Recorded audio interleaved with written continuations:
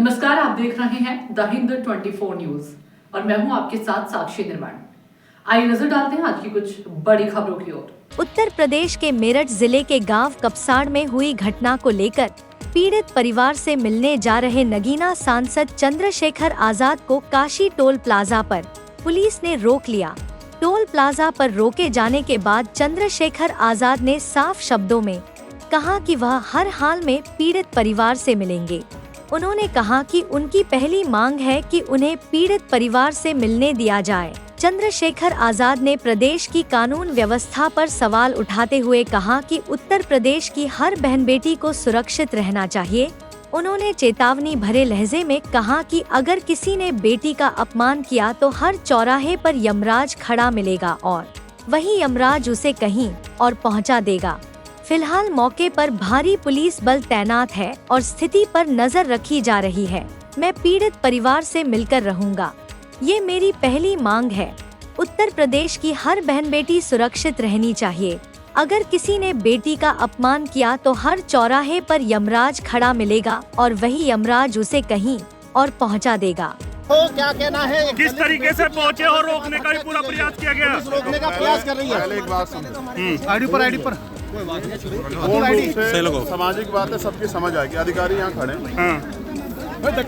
Police से मेरी कल बात हुई, परसों रात बात हुई। पुलिस के वरिष्ठ अधिकारियों ने मुझसे कहा कि आप हमें 24 घंटे का समय दो और आप 24 घंटे मत आओ।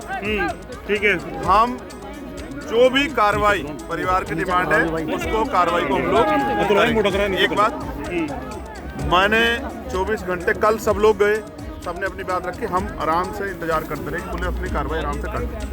ठीक है।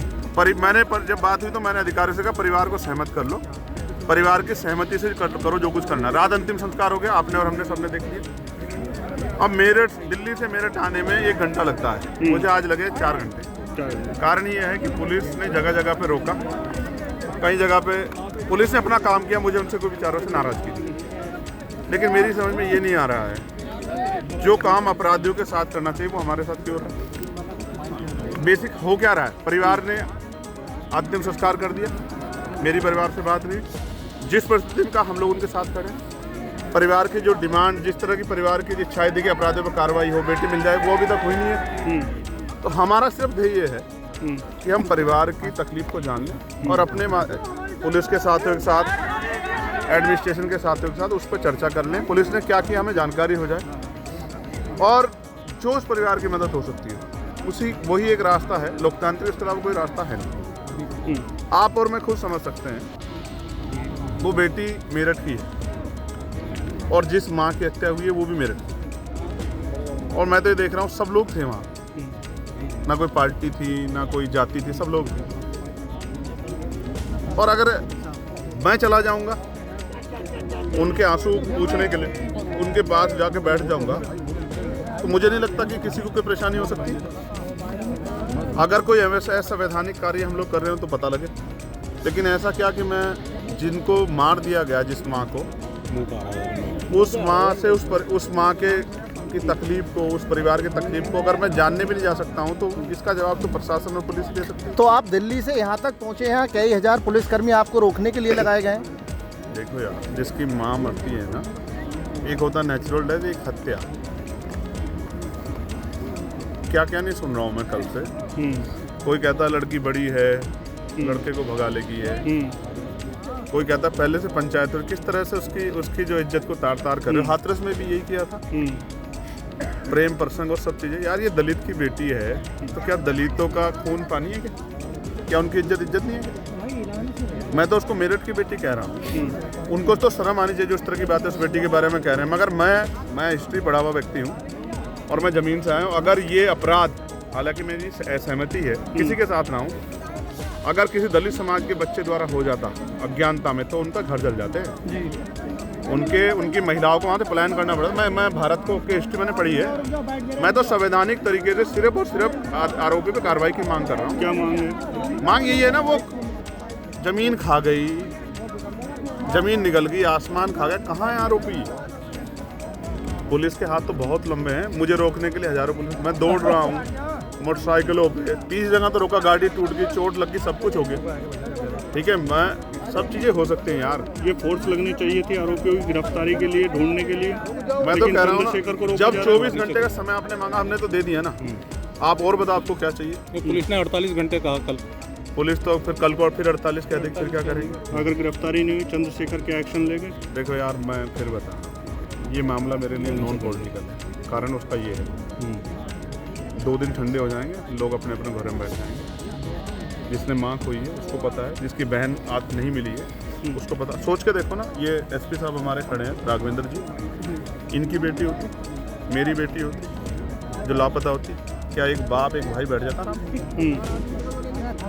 यार हम किसी के विरोध में नहीं, और ये मैं किसी जाति से इसका कंपैरिजन नहीं कर रहा, लेकिन आरोपी तो आरोपी है ना यार। कौन मदद कर रहा है? कहाँ चला गया वो? मैं तो कहाँ से कहाँ, एयरपोर्ट से लेके मेरे पीछे लोग उसका नहीं मिल रहा, वो कहाँ चले गए? ऐसा मत कर। चौराहे मुंह पर ढक के आना पड़ा सीसीटीवी सर की बात की जाती है, आप मुंह ढक करके सड़क पर चल रहे हैं। आपके सामने मुझसे क्यों कहलवाना चाहते हो? जो काम आरोपियों के साथ जो सलूक करना चाहिए वो तो जनप्रतिनिधियों के साथ किया जा रहा है। पता तो नहीं था सुबह से यार, सब लोग इंतजार ही कर रहे हैं ना। किसने पुलिस से बे भी नहीं कहा होगा? यार हम संवैधानिक लोग हैं, और मैं बहुत जिम्मेदारी से कह रहा हूँ, पुलिस अगर चाहे ना तो घंटों में बरामद हो जाएगी, घंटों।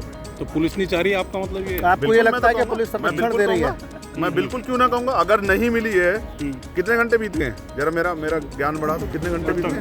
48 घंटे से ज़्यादा का बीत गया वक्त ना। हो चुका है। पुलिस का कमिटमेंट पूरा नहीं हुआ ना यार। हमने तो बड़े बड़े माफिया जाते देखे हैं, घर से उठा लाती है पुलिस। क्या हो गया पुलिस को? हम तो इस खाकी पे गौरव करते हैं भाई। मैं तो अकेला आदमी जो पार्लियामेंट में खड़े होकर पुलिस के लिए लड़ता। क्या पीड़ित परिवार से मिलने के लिए जाएंगे? पुलिस अच्छा, ये रोकने के बताओ। लिए बैरिकेडिंग कर रही है। अगर उस पक्ष को नहीं सुनूंगा तो अपनी बात कैसे कहूँगा? आप बताओ। कल बात हुई थी, मैंने उनसे, उन्होंने कहा कि एडीएम यहाँ, मैंने कहा कि एडीएम से कहो कि वो जबरदस्ती ना करे, उनकी बात सुने, और उसके बाद जो भी हो परिवार की सहमति से कर दें। कोई विरोध नहीं किया किसने, अंतिम संस्कार हुआ, कोई किस तरह की बात नहीं, आज भी कोई बात नहीं है। तो देखो, इससे ज़्यादा संवैधानिक क्या हो सकता है? इतनी संवैधानिक तो है लोग, अभी भी इंतजार कर रहे हैं। मैं एक आपसे आग्रह कर रहा हूँ, क्या वो परिवार सुरक्षित है? क्या वो अपनी बात सही ईमानदारी से कह पा रहा है? क्या वो संगीनों के साए में नहीं है? क्या उस माँ को मरना चाहिए? एक माँ, समझते हैं आप, अपनी अपने बच्चों की रक्षा के लिए किसी से भी लड़ जाती है। वही क्या ना उस माँ ने, उसके हिस्से में क्या आया? खून। क्या हमारी माँ को दर्द नहीं होता है? वो माँ है हमारी, उसके सम्मान की रक्षा करने के लिए खड़े। चंद्रशेखर लड़ेंगे, मुलाकात करेंगे? देखो, मैं बात करूंगा, ये मेरी मुलाकात करा था। मैंने फिर कहा ना, कई चीज़ें ऐसी होती हैं ना जो राजनीति से परे हो जाती है। ये मेरी मुलाकात करा दें और ये बता दें इन्होंने क्या कार्रवाई की। ओके, और फिर जो भी बात आएगी वो आपके सामने आ जाएगी। ठीक भैया। ठीक है। देखते रहिए द हिंदू 24 न्यूज।